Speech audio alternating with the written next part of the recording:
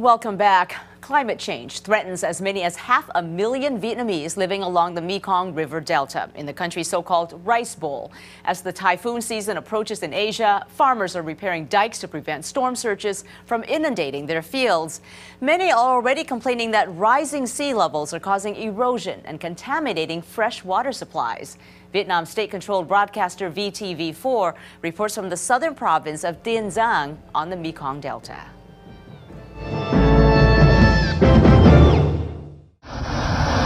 This is a protected forest in Go Công Dong district, Dinh Bang province.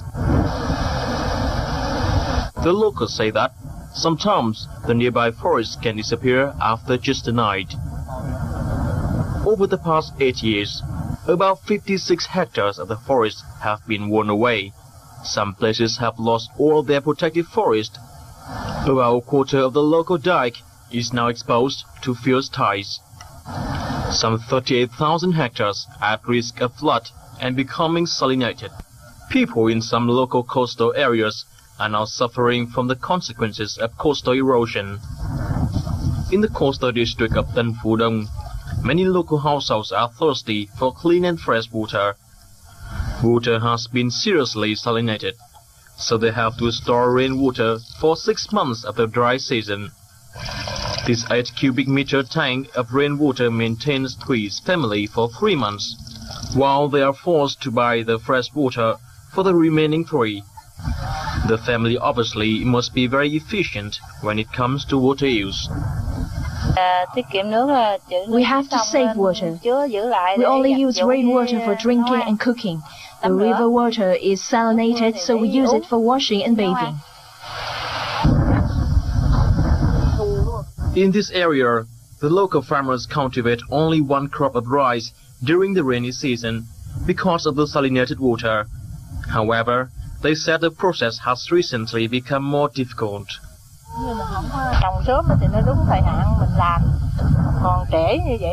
If we can grow rice in the right time, it would be easier. But the water has become salinated earlier. We can't grow anything with salinated water. Còn để mà bây giờ nước mặn quá rồi chưa có ngọt được thì mình không làm được, tới chừng mà mình làm được rồi tới xoay qua tới nước mặn nữa rồi. As the protected forest in some areas has been completely washed away, the local dike system is being damaged. Local authorities have to reinforce the dike system with concrete. Helping the locals prevent and adapt to coastal erosion consequences is also seen as an effective measure. Recently, the local authorities have cooperated with Oxfam and other international organizations to provide the locals with many training courses on climate change and flood prevention. In addition, the local farmers are also supported to train their farming schedule, as well as agriculture products to cope suitably with salinization and flood.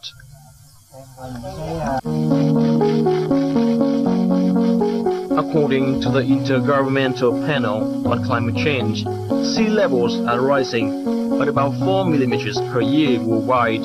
Notably, the Mekong River Delta in Vietnam is one of the 3 most vulnerable places in the world. Vietnamese experts predict that if the sea level rises by 1 meter, about 40% of the delta will be inundated.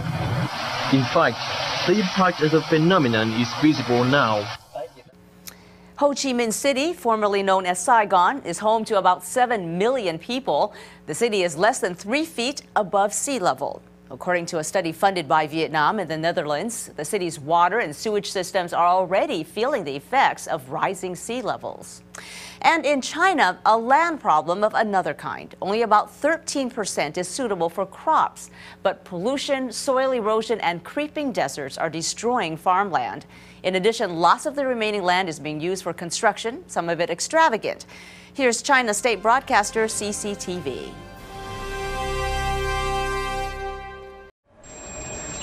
A golf course measuring 100 hectares in one of the poorest villages in Xi'an. According to villagers, local government demanded the sale of their land to a developer with plans to attract tourists. Before we were required to sell the land, our land was filled with trees and crops. Now they've turned it into short grass.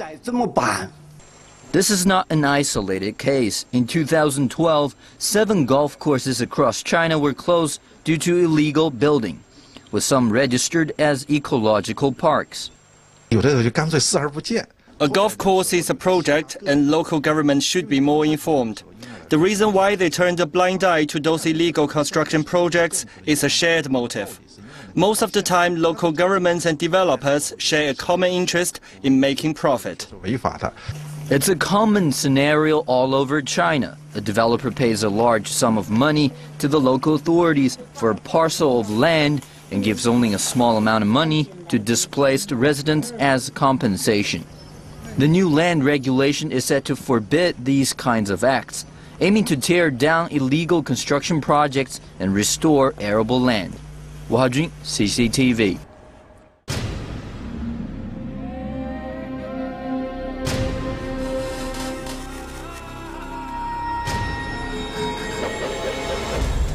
Now on U.S. airwaves, a global channel of uncompromising stories.